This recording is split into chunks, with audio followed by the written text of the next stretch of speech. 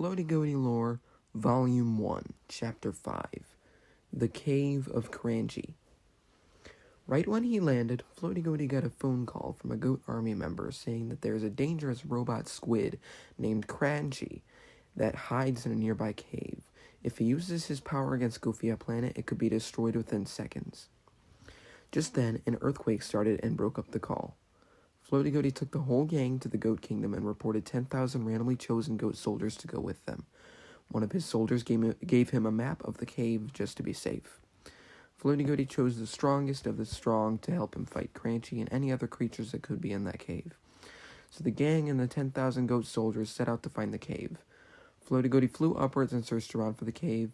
Then he found it at the Rhea Kingdom. He and the gang walked in through the guards, but Hashi left the beak of Kevin behind because if he brought it there, the Rheas would think that he killed Kevin. Floaty Goaty said that they were partners of Kevin, so they were let in. Floaty Goaty led the gang to the Rhea Queen, Karen. "Look, Your Highness, I know you were holding a ceremony for the 10th anniversary of Kevin's death, but this is serious," Floaty Goaty said. "There is a cave in your kingdom that holds an evil robot squid that could end Goofy Planet for good." The Rhea Queen said, "I'm not convinced," and then ordered them away. Floaty Goaty said that he wasn't lying, and it was a creature summoned by the same demon that killed Kevin. The queen said that she would have to see for herself. So, Hashi ran out of the kingdom and grabbed the beak and showed the queen. He held it up for the whole kingdom to see. He said that Kevin was dear to him and the gang, and they witnessed him die because of Ohio Final Boss, so the Rhea Queen agreed to help. Floaty Goaty took everyone to the cave, and they ventured in. The Rhea soldiers guarded the cave so nothing could come in and kill the queen.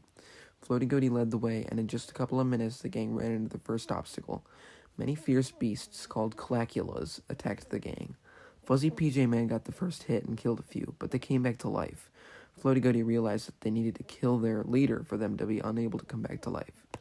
So he sent 500 of the goat soldiers to kill the leader. A few minutes later, all of the Claculas died. Floaty Goaty knew they succeeded. The soldiers returned, and Floaty Goaty led the gang further into the cave. He suddenly stopped in front of a corner in the cave and strictly hesitated going forward. But Detective Waddle stepped forward and proudly exclaimed that there was nothing to worry about. So he went ahead without the rest of the gang. And just a few minutes later, the gang heard screaming. Floaty Goaty was frightened because those were penguin screams and there was something big ahead. Floaty Goaty had an idea to use the Power Stone to ricochet off the wall to kill the beast, but that would also kill Waddle. So the gang tried to rush back outside, but the rocks caved in. Floaty Goaty looked back at the flames and Detective Waddle's shadow and didn't know what to do.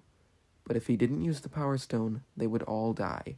So Floaty Goaty made all of the Go quintuplets touch the stone with him, and a massive beam shot out, killing Detective Waddle and the beast. The gang went ahead and found their bodies. Floaty Goaty stared at Waddle's body for a good few minutes before moving on. Then some rocks fell from the ceiling and struck Queen Karen in the foot, and she got stuck to the ground. Floaty Goaty tried to help, but she insisted that they go forward without her. So they set off. Just then, the gang heard Rhea screams from above. A huge beast was attacking them. Floaty Goaty heard something that he recognized. He looked at the map and saw a note by the location of Cranchee that said, "Beware of Cranchee. He says, Boodappadimbo. If you hear it, run." Just then, Floaty Goaty heard Boodappadimbo from outside. Floaty Goaty knew that Cranchee had made it out and was wreaking havoc on the Rhea Kingdom. "We have to find where he escaped from," exclaimed Floaty Goaty. The gang ventured fast through the cave. They ran as fast as they could to find him, obliterating anything in their path with the Power Stone. The Boodappaddimbos were getting quieter and quieter. But then, Floaty Goaty got a phone call from a goat army member saying that Cranchee was attacking. Floaty Goaty got really mad, so he rushed through the cave even faster. The entire gang was moving at 300 miles per hour through the cave. They eventually had to stop and take a break.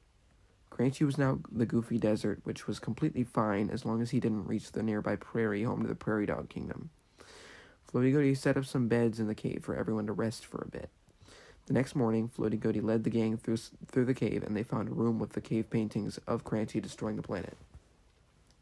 Floaty Goaty peeked into the next part of the cave and saw light. Floaty Goaty led everyone to it, and it was the hole that Cranchee escaped from. Floaty Goaty got everyone out, and they were in the Prairie Dog Kingdom. When Floaty Goaty got out, he heard screams from the biggest mountain in the kingdom saying, "Not Rim, not Rim." Floaty Goaty knew it was just protesters trying to convince people that the legend of Rim was true. Floaty Goaty shot a Power Stone beam at them to shut them out. Just then, Cranchee popped his head out behind the mountain and attacked the Prairie Dog Kingdom. Floaty Goaty screamed to get the Power Stone out, but it was already too late. Cranchee struck Midnight in the stomach. Floaty Goaty tried to take the tentacle off, but it was suctioned to her. Floaty Goaty tried to get her to hold still, as he would be there to help soon. But then, Cranchee attacked the other 4 goats and Hashi. And then he got Fuzzy, PJ Man, Phoenix, Tyson, and Uncle Ben. He then attacked all of the prairie dogs in the kingdom. Floaty Goaty thought it was the end, but he then remembered he had his earthquake move. He used it on Cranchee's head and knocked him inside out. All of his tentacles rose to the sky, and Floaty Goaty used his speed spell. With supersonic speed, Floaty Goaty rushed to grab all 5 goats and pushed them towards the Power Stone, making them all touch it. Floaty Goaty used its power to explode Cranchee, but it didn't quite do it. Floaty Goaty used all of his strength to push the beam out, but it just wasn't enough. But then, Hashi got up and quickly realized what was happening. He grabbed the beak of Kevin out of his pocket and threw it at Cranchee. It got him right in the nose, and then he died with the combined power of the artifacts. Or so they thought. 5 minutes later, Cranchee rose out of the ground, 10 times his original size. And 10 times the size mean 10 times the power. So he slammed his tentacles down and covered all of the Prairie Dog Kingdom. Floaty Goaty made it through a small opening just before Cranchee could make it to the other kingdoms. Floaty Goaty was stumped on what to do, and this might have been the end. But then, Floaty Goaty came up with a plan. He flew back in and called for the goat quintuplets. He took out the Power Stone and held on tight to the back. Then, all of the goats placed their hooves on the corresponding symbol. They were ready to go. Floaty Goaty knew that the mouth that you could see on Cranchee's face was not his real mouth. His real mouth was in between his tentacles. So Floaty Goaty led the goats to his mouth and shot a beam out of the Power Stone straight into Cranchee's mouth. All of his tentacles shot up and the kingdom was full of light again. Cranchee was drained.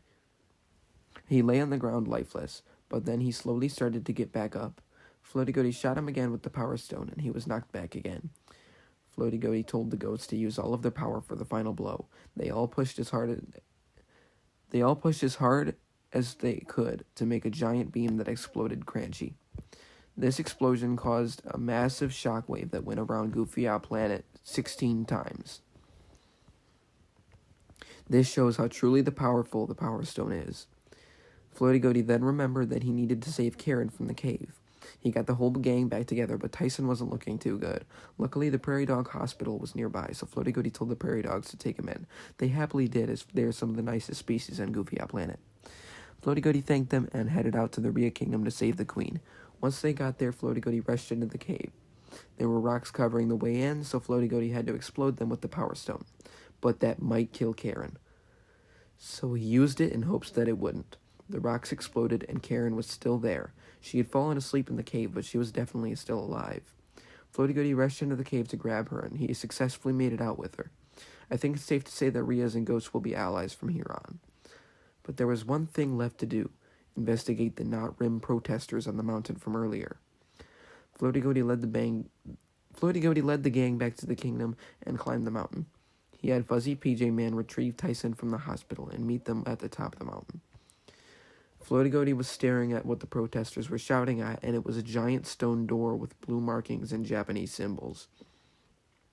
Tyson translated it into English, and it said, Temple of Rim.